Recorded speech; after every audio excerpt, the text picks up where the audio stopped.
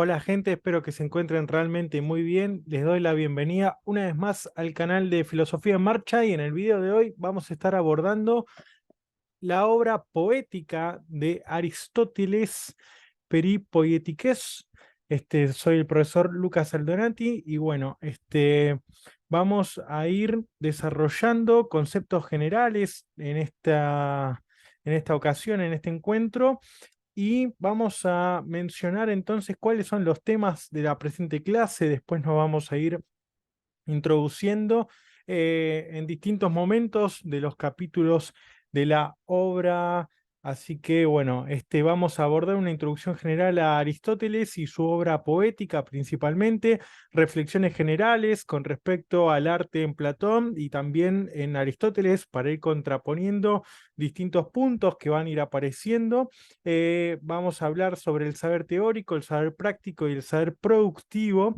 Vamos a hacer una referencia a la idea de manía en Platón, y esto se va a diferenciar después con el intelectualismo, la conceptualización que va a proponer Aristóteles en su obra, la importancia que va a tener el héroe trágico y cuáles son sus características, después la diferencia entre naturaleza y las artes imitativas. Nos vamos a detener en el concepto de mímesis y esta idea que nosotros, o esta concepción sobre este concepto que nosotros tenemos con respecto a imitación, y bueno, nos vamos a referir a otro modo de concebir esta mímesis. em, Así que es un punto importante. Después, cómo está compuesta, organizada esta obra poética. Después, la distinción entre esta cuestión del mitos, de la trama o narrativa, los efectos de la tragedia en el espectador y el concepto también de jamartía, con referencia al héroe trágico y esta cuestión que tiene que ver con la trama y los efectos justamente que produce la tragedia en los espectadores. Así que bien, nos vamos a ir adentrando. No olviden por favor de suscribirse y por supuesto también apoyando al canal, además de la suscripción, adquiriendo mi libro titulado Dionisos y el genio dionisiaco, la influencia romántica en la filosofía del joven Nietzsche. Les aclaro, es un video, una clase, una lección extensa, así que bueno, voy a tratar también en la medida de lo posible de los distintos puntos de esta clase, poder marcarlos con los minutos en los que van a ir apareciendo, así también ustedes pueden ir guiándose mejor si abandonan la clase en determinado momento y después quieren retomar, por supuesto, de donde lo dejaron. Bien, ya saben, pueden suscribirse y adquirir también el libro en formato físico o digital. Pronto vamos a estar también con más novedades de publicaciones. Vamos a tratar de ir también un poco lento, o despacio, mejor dicho, para poder ir captando mejor estas ideas generales, porque después nos vamos a seguir introduciendo en temas un poco más complejos y específicos de la obra poética. Bien, Aristóteles nació en esta gira, en la Calcídica, en el año 384. Algo que no mencioné es que me estoy basando también en la edición de Editorial Coligüe, que es un trabajo del estudio introductorio y traducción de Eduardo Sinot. Yo la edición que tengo es del año 2011, así que bueno, si tienen la misma pueden ir confrontando, y también, bueno, revisando la edición que ustedes tienen. A los 16 años, Aristóteles ingresa en la escuela de Platón en Atenas, donde permanece hasta la muerte de su maestro. Después se muda Aristóteles a Asos, en Misia, y después en Mitilene, en la isla de Lesbos, ¿no? En el año 343 a.C. acepta, por tanto, la invitación del rey Filipo de Macedonia. Nosotros ya hemos hablado en esta cuestión de introducción a la filosofía y también a determinadas cuestiones que tienen que ver con Grecia en general, sobre la función de Filipo y Alejandro, sobre todo en un texto de historia de la filosofía de Hegel, o filosofía, ya lo reviso, sí, filosofía de la historia de Hegel, sobre cuando aborda toda la temática de los griegos. Hemos hablado también de Filipo y de la concepción que tenía de Alejandro. Bueno, y Aristóteles se hace cargo, por tanto, de la educación del hijo de Filipo y se traslada a Atenas. Permanece 17 años junto a Alejandro hasta poco después de la muerte de Filipo. Una vez que fallece Filipo y abandona las lecciones que estaba dando a Alejandro, regresa Aristóteles a Atenas y funda ahí su escuela, ¿no? Enseña en Atenas hasta el año 323 a.C., justamente porque comienza a despertarse determinados sentimientos antimacedónicos, ¿no? Entonces, Aristóteles se retira, abandona la enseñanza y se establece en Calcis y allí muere a los 72 años, justamente en el año 322 a.C. Con respecto a la obra poética, es la considerada la más antigua teoría sistemática de la literatura que se conoce. Está compuesta en torno al año 334. Pensemos que en el año 343 había sido invitado por el rey Filipo, ¿no? Entonces estamos dentro de ese periodo también. La redacción indica que no se trata de una obra hecha o que esté lista para la publicación y que pertenece a distintos escritos hechos y pensados para las lecciones que Aristóteles dictaba en el liceo y que circulaba, por tanto, estos escritos, estas anotaciones, estos apuntes entre los alumnos, ¿no? Que participaban y que concurrían al liceo. La composición del tratado tiene un plan básico y bien definido, que es algo que nosotros también dentro de esta clase vamos a abordar. Bueno, comencemos a pensar un poco los inicios de la reflexión acerca del arte y sobre todo porque, bueno, es esta teoría sistemática que conocemos bajo el nombre de poética no refiere que Aristóteles sea el primero en pensar sobre problemáticas de arte, ¿no? Sobre todo también en Platón, ya en distintos diálogos vamos a encontrar referencias y reflexiones con respecto a la importancia del arte y de la relación del arte con la filosofía. Hay tres, por tanto, visiones filosóficas que va a abordar Sinot en en su introducción a Poética y que estas visiones filosóficas tienen un temario común. En principio vamos a hablar de la visión pitagórica y les voy adelantando que va a haber un segundo punto en referencia a los sofistas y un tercer punto detenidamente a Sócrates, y a esta influencia y estos puntos, sobre todo de Sócrates, son los que van a pasar por Platón y de Platón vamos a sistematizarlos y a marcar determinadas diferencias con respecto a lo que llega en Aristóteles, ¿no? A la teoría aristotélica.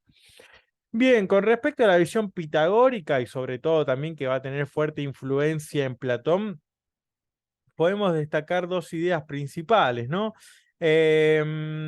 Sobre todo la noción formal de belleza que tiene que ver con justamente acorde a la inspiración matemática de la escuela pitagórica y que la belleza justamente consiste en la armonía, ¿no? Esta armonía entendida como un ordenamiento cuantitativo que va a depender también de la magnitud y la proporción de la cosa. Entonces, belleza relacionada o vinculada a armonía en un sentido pensado matemático y en este carácter cuantitativo de ese ordenamiento, ¿no? Tiene que ver con la proporción de la cosa.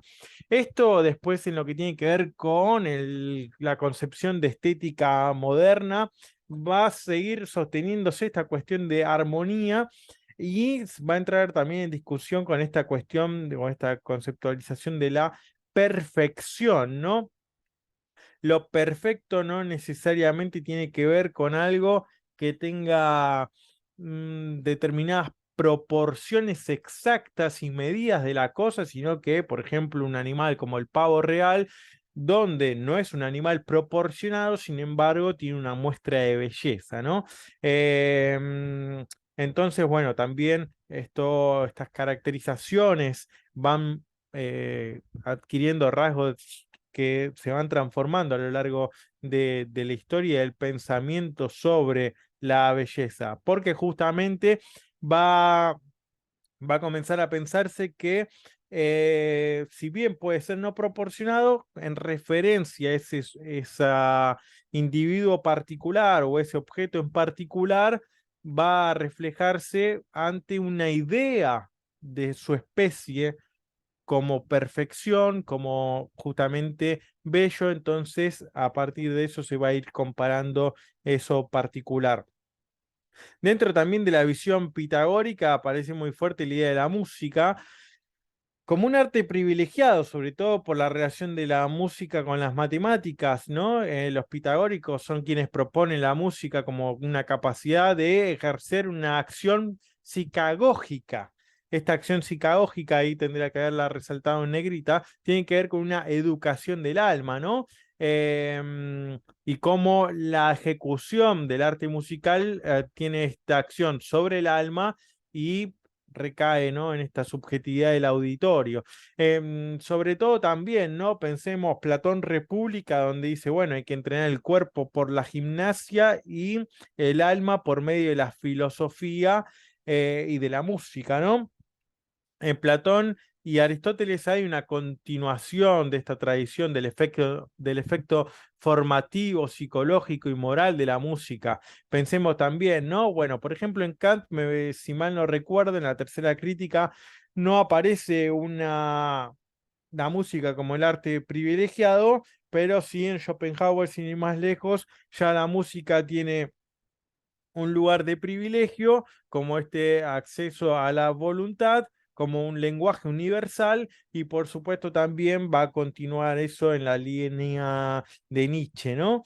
Las creencias órficas son las que van llevando a los pitagóricos a entender que esa acción de la música reviste un cariz religioso también, ¿no? Con esta idea de la educación del alma, la música como purificación. Pensemos también que después en Aristóteles vamos a estar hablando y desarrollando sobre el concepto de catarsis, ¿no? Con esta idea de purificación.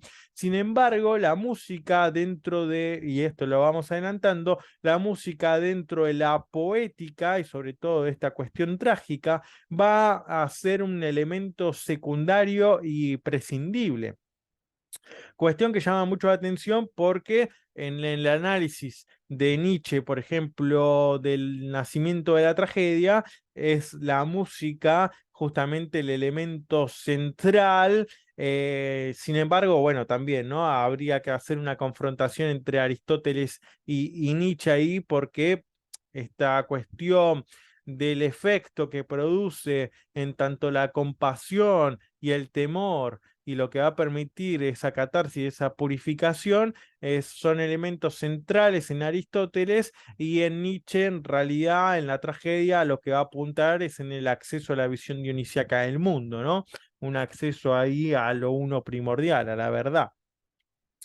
Entonces, bueno, la música tiene este efecto purificatorio, induce a la armonía en el alma, la libera de los lazos con el cuerpo, y la catarsis aristotélica puede ser una versión secularizada de esa tesis pitagórica que nosotros estamos mencionando acá.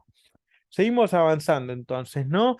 Hablamos de las reflexiones acerca del arte y bien, dentro de esta visión pitagórica podemos confrontar ya un siglo después, en el siglo V antes de Cristo, con respecto al posicionamiento de los sofistas, ¿no?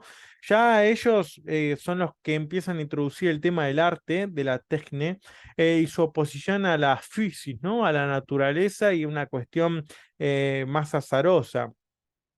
Esto tiene que ver también con el modo en que va a concebir la tecne Aristóteles, que no va y que se va a distanciar de la posición platónica, donde esta cuestión de la naturaleza y de lo azaroso va a tener que ver con una finalidad artística puesta por el artista, por el artesano en su producción, en la producción de su obra. Entonces, eso azaroso se va a contraponer y contingente se va a contraponer también con una cuestión teleológica o finalística, ¿no?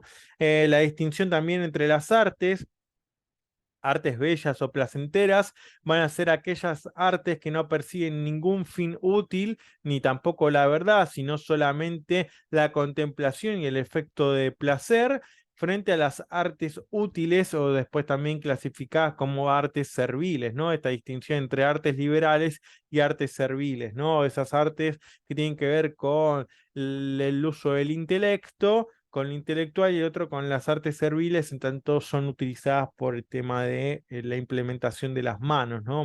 Manuales.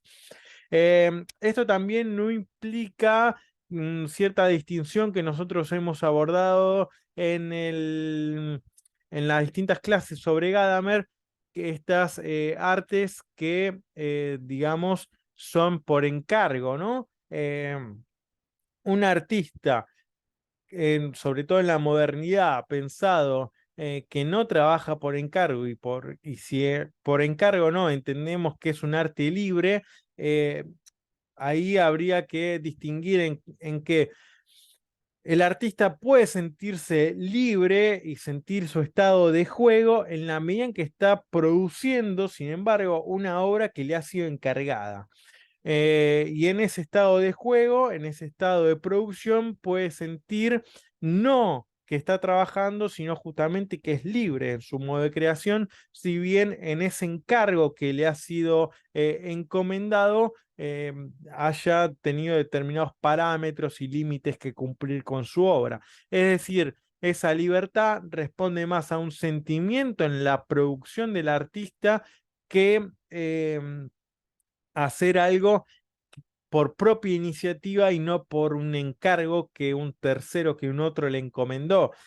Sobre todo pensemos porque los artistas tenían que vivir, generalmente estaban respaldados o respondían a un mecenas, a un cortesano, etcétera, a una figura aristocrática, sobre todo para vivir, para poder comer. Entonces no es loco pensar en que libertad en ese sentido, ¿no? Además, también pensemos, como menciona también Gadamer en Verdad y Métodos, esta cuestión de la bohemia aparece muy posteriormente a esos grandes artistas del Renacimiento, ¿no? Em, Después también el punto número 3, dentro del mismo siglo que los sofistas, está la figura principal y elemental de Sócrates. Lo esencial en las bellas artes es su índole representativa, ¿no? Y acá aparece también esta, y ya se va introduciendo esta idea de la representación como una idealización de determinados objetos que son reales, que van llevados a un punto de armonía, de belleza, de representación ideal y de plasmación ideal de ese objeto, y también con un nuevo modo de concebir la mímesis, ¿no? No meramente como imitación, sino como una representación con un cambio. Dentro de esa obra, ¿no? Que se va a diferenciar justamente de la producción natural o meramente natural. Las artes bellas, a diferencia de las artes útiles, no producen cosas que la naturaleza produzca por sí misma, sino una representación de las cosas naturales, ¿no? Pensemos en la definición de Kant que artes bellas es un arte que parece ser naturaleza, pero sin embargo, en el espectador no debe perder de vista que es arte y no naturaleza. Y lo hacen escogiendo también lo que en distintos individuos hay de mejor, ¿no? Esta idea que mencionábamos antes, hay una ideal en la especie, una idea de perfección en la especie y cómo determinado objeto natural o creado por el arte, digamos, entra en comparación con ese ideal, ¿no? Con esa figura. A partir de la experiencia de determinados objetos individuales se conforma un ideal de perfección y por tanto, bueno, cómo se responde, cómo determinado objeto artístico, cómo determinada obra o cómo determinado individuo de la naturaleza responde a ese ideal de la especie.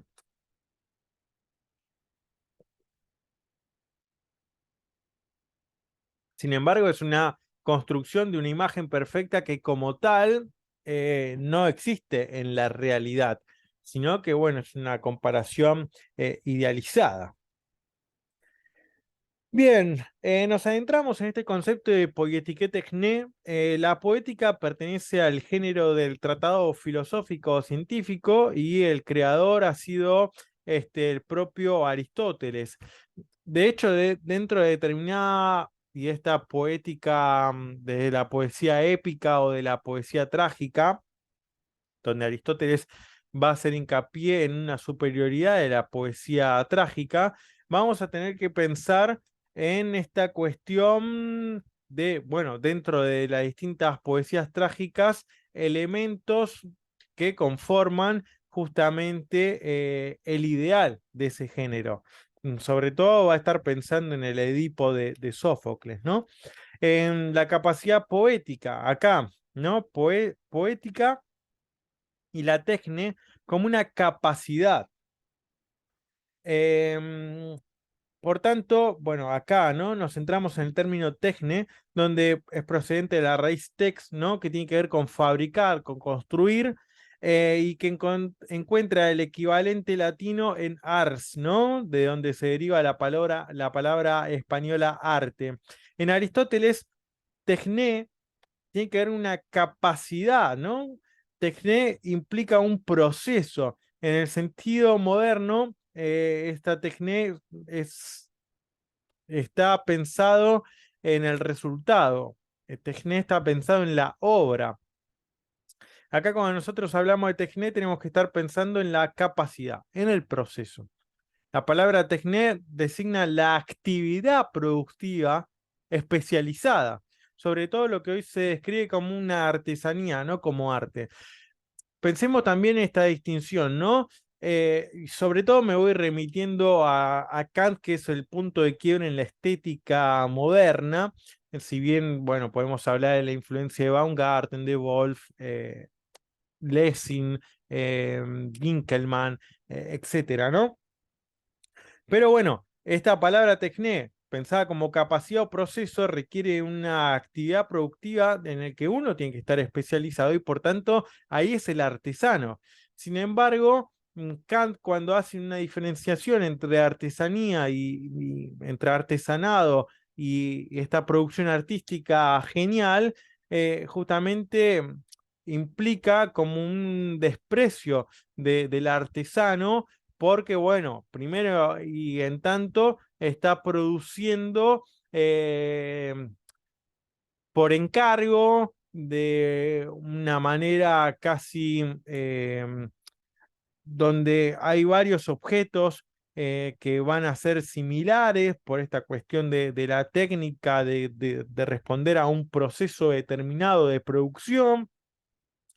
Es lo que va a ir derivando después en toda la producción industrial en algún punto, ¿no? Donde tampoco ya el artesanado puede competir con la máquina, ¿no?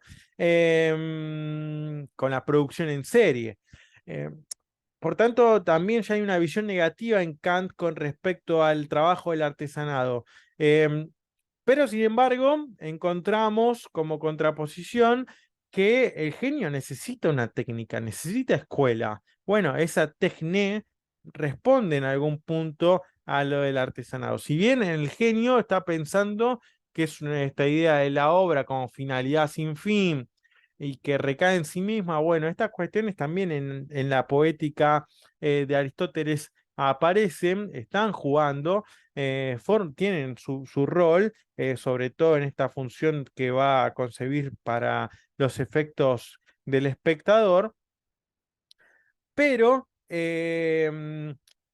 está pensado en la artesanía y no en la producción artística en tanto bellas artes, ¿no? Esa técnica.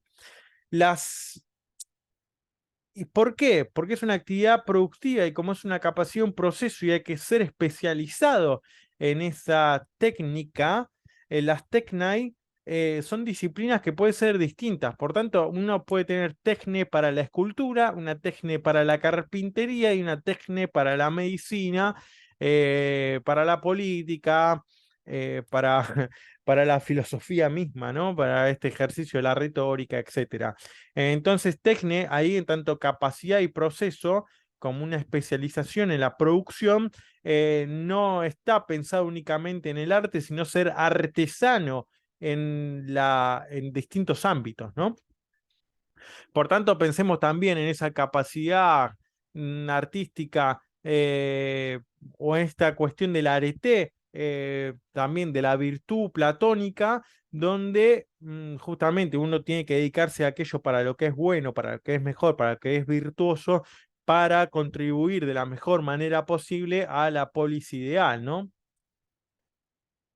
Por tanto, una vez que empezamos a abordar el concepto de Tecne, hay que empezar a diferenciar entre el saber teórico, el saber práctico y el saber productivo. El saber teórico y el práctico, ya nosotros podemos ir diferenciándolo, pero la producción el saber productivo va a estar marcado porque va a ser una cuestión de un resultado, de un producto, de una cosa que va a poseer una existencia propia. Y en esta idea de la existencia propia, lo que nos va a permitir pensar también en la creación artística de una obra de arte como algo orgánico también, ¿no? Comenzar a pensarlo como un ser vivo que va a tener independencia del artista. La Tecne representa una esfera específica del saber y se contrapone, o sea, Tecne se contrapone a saber teórico y saber práctico. Porque el ejercicio de la tecne deja como resultado, deja como producto una cosa que posee una existencia propia y contingente, ¿no? La tecne es un saber productivo, como estábamos mencionando, y está orientado a la poiesis, a la producción. Es un saber hacer, ¿no? Esto que mencionábamos, ¿no? Aparece, ¿no? Esta capacidad o proceso, una especialización para la escultura, para la carpintería, para la medicina. Es un saber hacer, un artesano tiene que adquirir un hábito, una costumbre con respecto a su proceso, eh, lograr ser virtuoso en eso y se halla en la base de toda producción artificial, ¿no? Un saber hacer, de toda producción que sea distinta debida a la physis, una producción artificial que se distingue de la naturaleza. Por tanto, ya tenemos el concepto de Tecne, tenemos el concepto de poiesis, tenemos el concepto de arete, tenemos el concepto de physis que van apareciendo, ¿no? Y se van interrelacionando con sus especificidades. Resulta también fundamental en la Tecne la racionalidad por ser una capacidad intelectual. ¿Por qué? Porque en Aristóteles dice que esa tecne, justamente, ¿no? Mencionábamos que en Kant el genio, si bien el arte genial es original y se diferencia de las meras artes y esta característica de la belleza es lo que va a mostrar esa finalidad sin fin y ese juego que va a despertar entre imaginación y entendimiento y este placer a partir de las ideas estéticas, este carácter metódico para poder lograr un arte bello, se adquiere también, hay que tener esta técnica y esta racionalidad y esta capacidad intelectual porque tiene que ver con una adquisición a partir del aprendizaje y que puede transmitirse. Recordemos que en Kant el arte del genio, el arte bello, no se va transmitiendo, sino que la contemplación por parte de un espectador de la obra es lo que puede despertar genio en otro.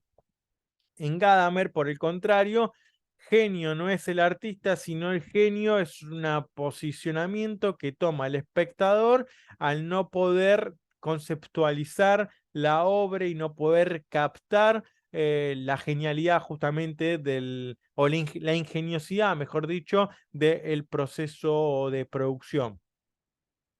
Por otro lado, también Tecne, además, que Tecne no es justamente una capacidad irreflexiva, azarosa,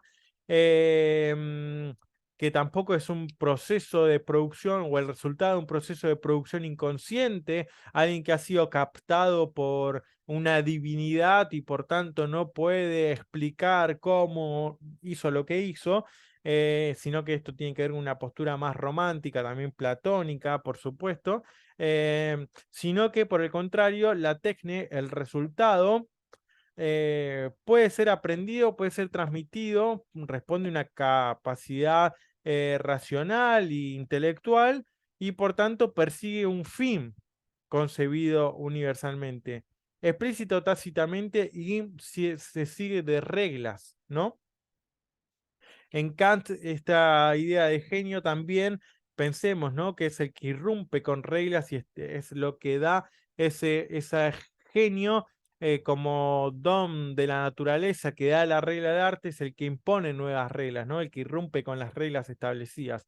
Y esto también tiene que ver con una eh, relación entre estética y ética, ¿no? Por tanto, también está jugando ahí la razón teórica, la razón práctica y esta cuestión de la capacidad de juicio, ¿no? Del discernimiento. En tanto juicio del espectador y en tanto juicio a la hora de elegir los elementos para producir una obra de arte bella. El artista o el artesano procede según un plan deliberado y coherente, esto de que va siguiendo reglas, va siguiendo una racionalidad, tiene una implementación de la capacidad intelectual y tiene una noción de la forma del objeto que va a producir. Esta es una cuestión que también discute Alexander Gerard en el concepto Ensayo sobre el genio y que lo discute Kant. Es esta cuestión, ¿no? De si el genio realmente tiene el plan total de aquello que va a hacer o va avanzando a ciegas, ¿no? En su producción. Y también está, ¿no? Un conocimiento de la materia en la que esa forma puede ser incorporada. Por tanto, bueno, es una teoría, hay una práctica y hay una producción. Bueno, esto que veníamos adelantando un poco, ¿no? La idea de la manía o el concepto de manía en el arte según Platón, ¿no? El estado de una posesión, de ese furor poieticus. El verdadero poeta, según Platón, es quien recibe una donación, un efecto de una intervención divina, gratuita y arbitraria. Esto está en la página 14 de la introducción de Sinod. Una donación, un efecto de una intervención divina, gratuita y arbitraria, que pone al poeta en un estado de manía, ¿no? Gracias al cual puede producir poesía, o más bien puede servir como intérprete o vocero de la divinidad. Este concepto de mediunidad, de medio, ¿no? De mensajero de los dioses, que es la verdadera autora de la poesía y que abandona al poeta cuando la divinidad lo decide. O también esta invocación, ya lo hemos visto también en la crítica de Heráclito a Homero y a Hesiodo, ¿no? En esta idea de invocar a la musa y que es la musa entonces la que habla por boca del poeta y en esa invocación de la musa o esta posesión, al mismo tiempo, como la musa es una divinidad, la musa no diría mentiras, entonces está diciendo la verdad y por medio de esa actitud artística o esa intervención divina, lo que está sucediendo es que está hablando el logos, ¿no? Entonces Heráclito juega, ¿no? Si se escucha no a mí, sino al logos, ¿no? Entonces está esta distinción entre el logos de la physis y también esta distinción entre logos y doxa, ¿no? El mero ámbito de las opiniones con respecto al logos y el verdadero y único logos es aquel que habla sobre la physis. Bueno, están también las distintas clases que hemos abordado sobre Heráclito, que son muy interesantes también y que dentro de todo también están jugando, obviamente, ¿no? En esta cuestión. El Platón observa que, y por algo también Platón insiste en esta expulsión de los poetas de la polis ideal, ¿no? Platón observa porque son aquellos también que están produciendo un tipo de arte que luego no pueden explicar el modo de su producción. Platón observa que mientras el artesano, por ser dueño de su capacidad productiva, y esto es el punto positivo según Platón del artesano, porque puede explicar aquello que hace, la aplica conscientemente cuando lo desea, tiene esa técnica, le es propia, ¿no? Y puede dar cuenta de ella, el poeta en cambio no dispone en realidad de la suya y ni sabe verdaderamente como no lo sabe el adivino. Y también esta cuestión de la participación de los oráculos, ¿no? ¿Por qué dice lo que dice? Justamente, ¿no? Manía, ahí aparecía ese concepto, creo que lo hemos abordado en Hegel con respecto a entrar en trance para poder contactar con el mensaje divino y así poder servir de medium para aquel que va a consultar al oráculo, ¿no? ¿Por qué medio llega a hacerlo ni aún cuál es el significado de lo que él mismo dice? Platón piensa en la poesía inspirada y en la poesía técnica. Bueno, esto también, ¿no? Pensar que el verdadero poeta es aquel que responde a una poesía de inspiración y que tiene que ver con la manía, con la intervención divina. Em, en, en el origen en el nacimiento de la tragedia de Nietzsche aparece también esta cuestión, porque aquel que poeta, el verdadero y único poeta, es aquel que supera y que quebranta el principio individuationis, ¿no? El principio de individuación que desarrolla Schopenhauer en el mundo como voluntad y representación. Pensemos, ¿no? El texto es 1819, el mundo como voluntad y representación, y 1872, el nacimiento de la tragedia. Retoma ese concepto Nietzsche y en la ruptura de ese principio individuationis, justamente aquel poeta que se desprende de su yo y que entra en contacto con la visión dionisíaca del mundo y con ese mundo de la voluntad y con en ese estado extático se adentra a la posición dionisíaca, es el que accede a la verdad. La cuestión acá va a ser en que, bueno, sigue siendo poesía. La poesía es un medio y la estética es un medio de una ontología en términos heideggerianos, ¿no? Porque por medio del arte estamos accediendo a esa fisis, a ese mensaje de la fisis, a ese logos.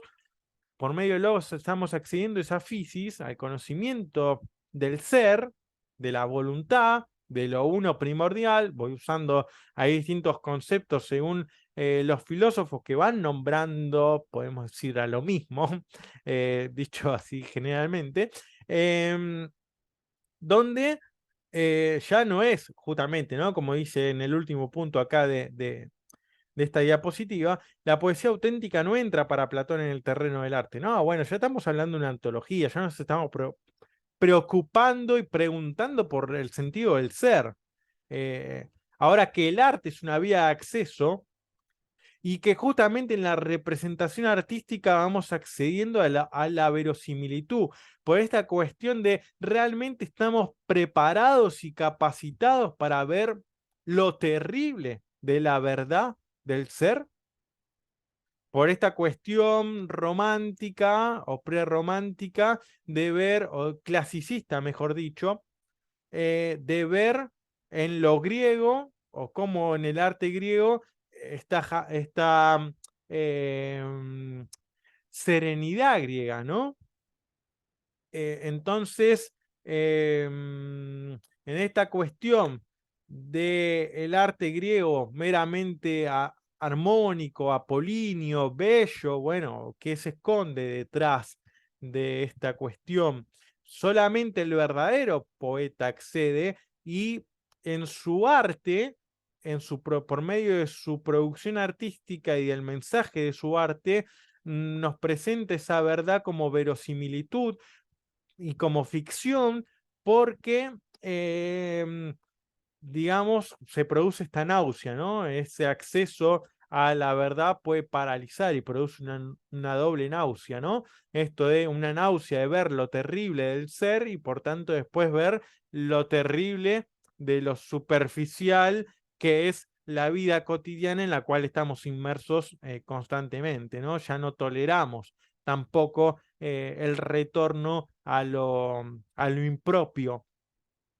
Em, entonces esa Heiterkeit griega, esa serenidad griega, debe ser superada también. Bueno, entonces ahí es interesante también todo este concepto de manía en el arte de Platón. Porque sigue jugando, digamos, en Aristóteles principalmente, que es lo que acá nos ocupa, y después posteriormente también dentro de toda la discusión del arte moderno y contemporáneo. A diferencia de la manía en el arte según Platón, Aristóteles lo que va proponiendo es un intelectualismo, va mencionando un intelectualismo. ¿Cuál es la consecuencia? Que se lleva el arte al plano del concepto.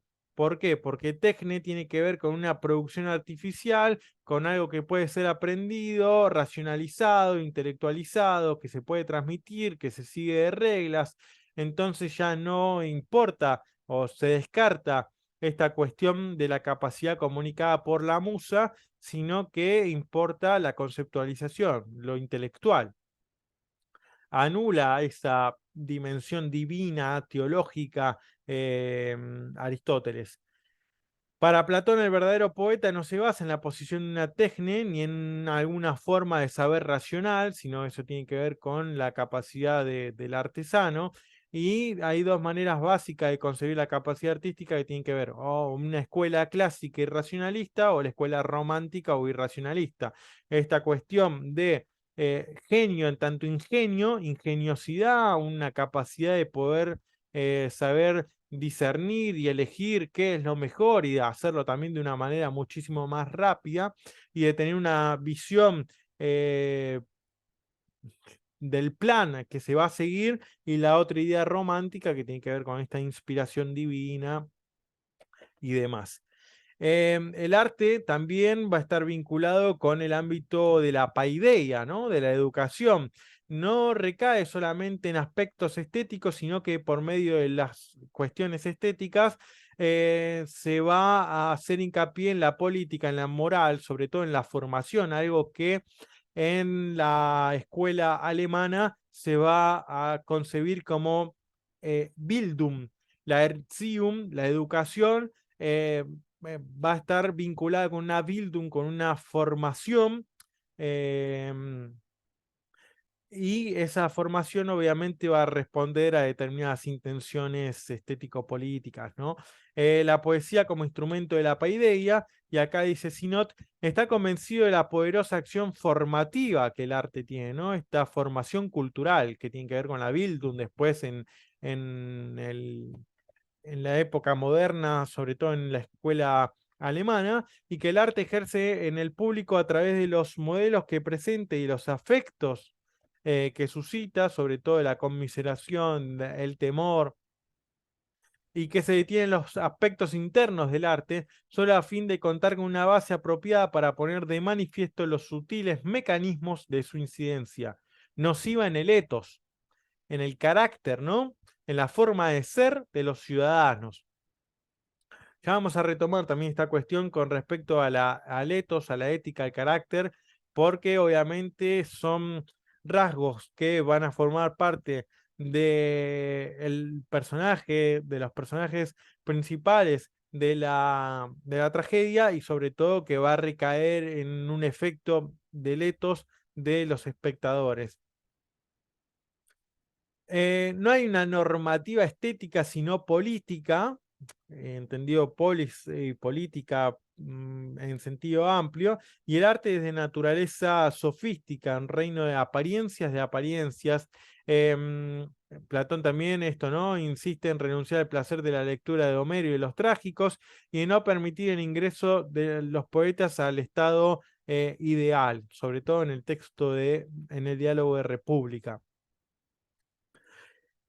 Esto va a hacer hincapié en Aristóteles con respecto al ámbito artístico. La noción de tecne permite reconocer un ámbito específicamente artístico, bueno, un artesano, ¿no? Que dijimos para la medicina, para la escultura, em, para distintas cuestiones requiere esta tecne, ser virtuoso en determinado modo de producción. y la poesía entonces es entendida como una actividad técnica, ¿no?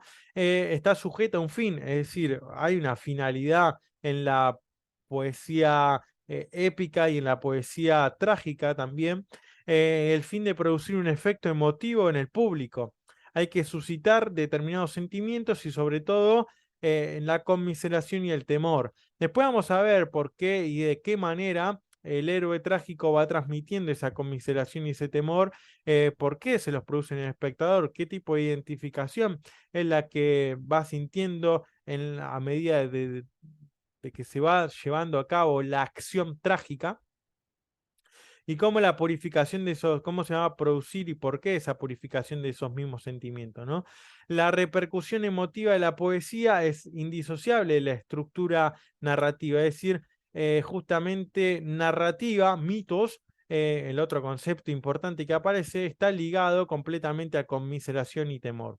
En Platón, la poesía tiene un efecto emotivo que recae en la subjetividad del receptor, pero en Aristóteles es menos claro ese alcance, si realmente ese alcance es subjetivo, em, en tanto si es la duración, ¿no?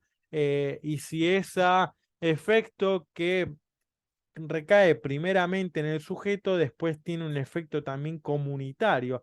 Pensemos también en la distinción entre el idiota, aquel que se guía únicamente por sus deseos personales, y aquel, digamos, que se desprende de su yo, se desprende de su mera subjetividad y obviamente aporta al bien común, ¿no? Al bien de la polis. El concepto de catarsis o purificación a la que apunta la representación trágica a partir de la producción de la conmiseración y el temor tiene un sentido curativo más que ético, ¿no? Pero no sabemos si aún en este caso, dice Sinot, se trata de una consecuencia momentánea o se imprime en el etos, en el carácter del espectador, una orientación a una condición psicológica o moral más o menos duradera. Es decir, que si esta idea de la purificación y de la catarsis después tiene una implicancia efectiva, duradera, en el modo de, después de tomar decisiones y de actuar en la vía práctica, ¿no? Que subsiste, por así decirlo, cuando se abandona el teatro, es decir, si continúa después en, en una vez concluido ese espacio y ese tiempo de juego, que es lo que permite el teatro, ¿no? Como algo disruptivo de la vida cotidiana en la polis, al acceso a, a ese efecto teatral. Tampoco la finalidad es presentar modelos o ejemplos con una función educativa o edificante, sino meramente pensar en la purificación a partir de los sentimientos de conmiseración y de temor. La catarsis, ¿no? Como finalidad. Por eso mencionábamos que en la distinción con respecto a Aristóteles, es importante mencionar que la distinción entre Aristóteles y Nietzsche, que para Aristóteles la finalidad es esa catarsis, esa purificación, y para Nietzsche es el acceso a la visión dionisiaca del mundo. Por tanto, una cuestión tiene que ver con la de Nietzsche, con una cuestión ontológica, si se quiere, y la otra tiene que ver con una cuestión más curativa, medicinal, y que entra en duda este aspecto ético, ¿no? El héroe trágico es la principal motivo o principal motor que va a promover esos sentimientos de conmiseración y de temor, ¿no? Y tienen que tener determinadas características, en lo que va a mencionar Aristóteles, para poder transmitir y despertar en el espectador esos rasgos, ¿no? Tiene que ser un hombre, el héroe, moralmente medio, es decir, que sin ser injusto comete errores. Eh, Esto también, ¿no? Podríamos pensar en Job, en la Biblia, y también podríamos pensar en el personaje de Fausto, sobre todo, bueno, en la conocida obra de Goethe, ¿no? En esta disputa de los rasgos del personaje, que sin tener maldad también, ahí está esta decisión de ponerlo a prueba, ¿no? Entre Dios y Mefistófeles. Un reflejo del público común, como es moralmente medio y no busca ser injusto y sin embargo se equivoca, esta cuestión de la ignorancia también, y del pasaje de la ignorancia al conocimiento y al reconocimiento, hay un reflejo que se va a producir a partir del espectador con respecto al héroe trágico. Esa identificación es lo que va a ir despertando los sentimientos de conmiseración y de temor, y por supuesto también es lo que va a permitir la purificación en la medida en que es algo que nosotros estamos contemplando desde fuera, aunque nos vemos reflejado en ello, es el otro y no soy yo el que está padeciendo eso. Entonces también permite un replanteo ético en algún punto más allá de esta cuestión curativa. Continuamos entonces con, bueno, el héroe no es moralmente perfecto, ni está abierta, ni es abiertamente malvado, es decir, no es perfecto para hacer el bien, ni tampoco tiene una intención de hacer el mal conscientemente, pero bueno, esto, porque si fuera perfecto, no habría lugar a error, ¿no? Entonces es indispensable que haya un error, sobre todo en esta jamartía, ese concepto que tiene que ver con el error trágico, con tomar una decisión que va a desencadenar todo este desenlace trágico y fatal. Si fuera perfecto, no habría lugar a error, y si fuera malvado, pierde el carácter sorpresivo y paradójico que exige la tragedia, ¿no? Tiene que haber, por tanto, un sentimiento humanitario, esta to filántropon, ese amor a la humanidad del héroe, y eso es lo que despierta una cierta sensibilidad ética en los espectadores y también muestra su sensibilidad ética de hacer lo correcto, ¿no? Bueno, podríamos pensar también en esta cuestión de la crítica a la razón práctica kantiana, ¿no? De hacer el bien sin interés. La construcción poética hace verdaderamente comprensible la acción humana en general.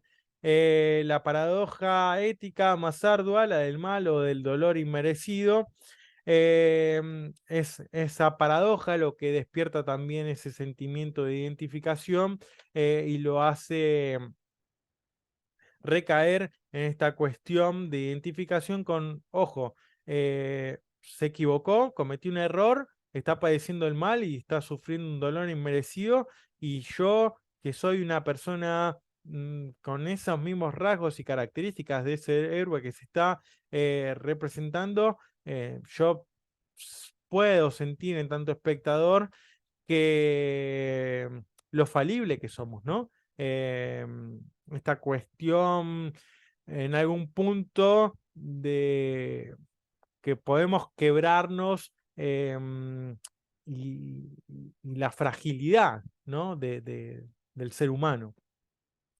Es como que en una decisión, cómo se van desencadenando unas cuestiones que están ahí latentes, ocultas, y que de alguna manera van saliendo a la luz y nos van abrazando y nos van llevando a ese desenlace fatal.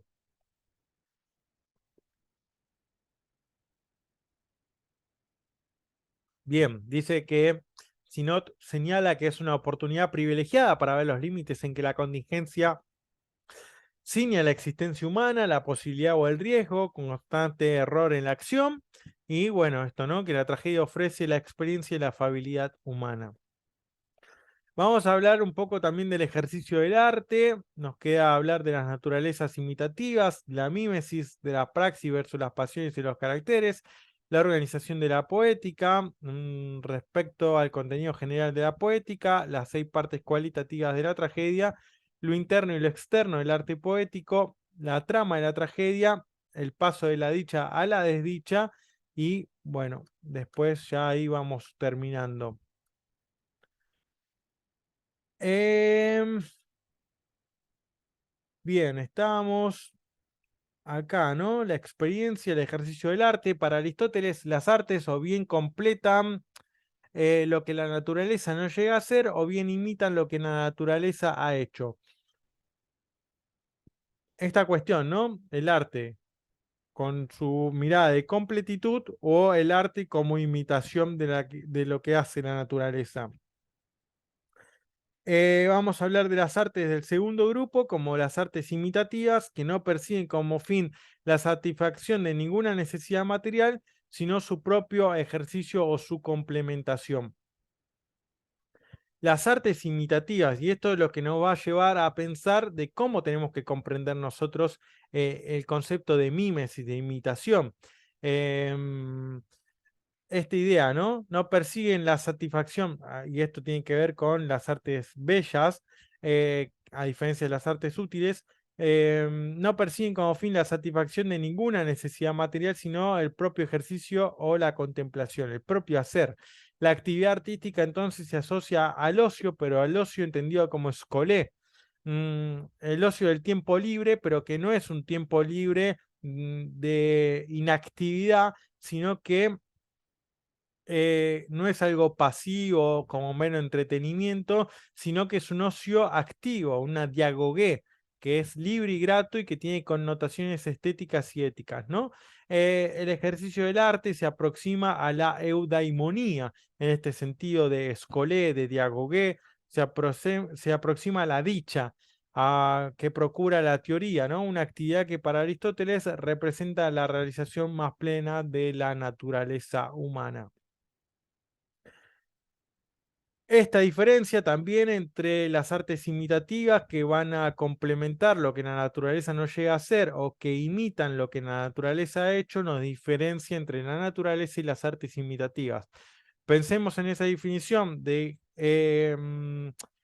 Kant, donde arte bello es aquel arte que parece ser naturaleza. Las artes imitativas pasan a llamarse en la modernidad bellas artes, ¿no? Esa justamente que nosotros estábamos hablando.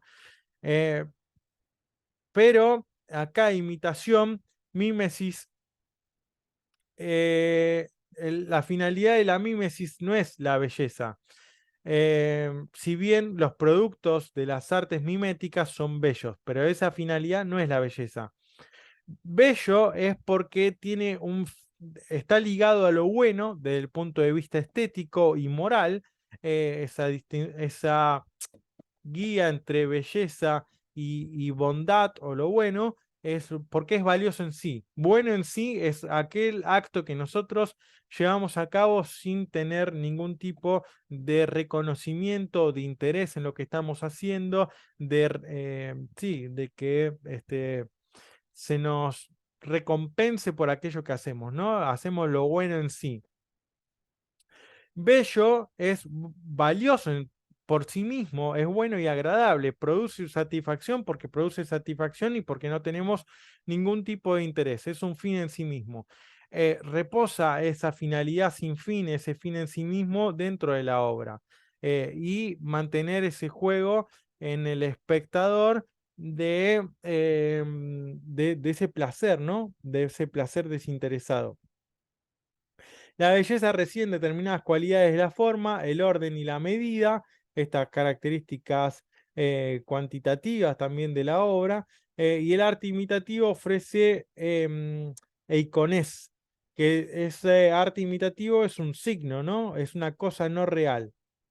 Y produce dos tipos de agrado o dos modos también que podemos diferenciar del agrado, que tiene que ver con un placer a partir de la actividad intelectual que se despierta en el espectador a la hora de contemplar la obra, y por otro lado también, ¿no? Ese regocijo inconsciente, sobre todo porque se da en el ámbito de la ficción. Es un regocijo porque le está sucediendo a otro y no a mí. Sucede, nosotros nos podemos ver reflejados, pero no es algo que justamente nosotros estamos padeciendo, ¿no? El patos. El dominio de las artes imitativas tiene que ver con las artes plásticas, con las fónicas y con las poéticas. Y bueno, Aristóteles se va a centrar justamente acá en las poéticas, ¿no? Las plásticas que tienen que ver con los colores y las figuras, las fónicas con la voz, y las poéticas que introducen el lenguaje, la armonía y el ritmo. La poética aborda la poesía trágica y la poesía épica. la épica, ¿no? Sobre todo con mayor excelencia a partir de Homero y la poesía trágica, sobre todo con Edipo de Sófocles. El concepto de mímesis, vamos a cortar acá esta clase y voy a comenzar con el concepto de mímesis. Voy a retomar esta cuestión de la naturaleza y las artes imitativas y voy a comenzar con el concepto de mímesis en la próxima clase. Así vamos abordando. Si no, se va a hacer muy extenso y realmente se va a perder ahí el contenido. Así que, bueno, bien. Espero que les haya gustado hasta acá, que se haya comprendido. Cualquier duda o consulta, me lo dejan por acá, por YouTube, en el comentario del video. No olviden suscribirse y de adquirir el libro Dionisos y el genio dionisiaco, la influencia romántica en la filosofía de Nietzsche. Nos estamos viendo, por tanto, la próxima semana acá en el canal de Filosofía en Marcha y espero que tengan muy buenos días. Nos estamos viendo pronto. Saludos.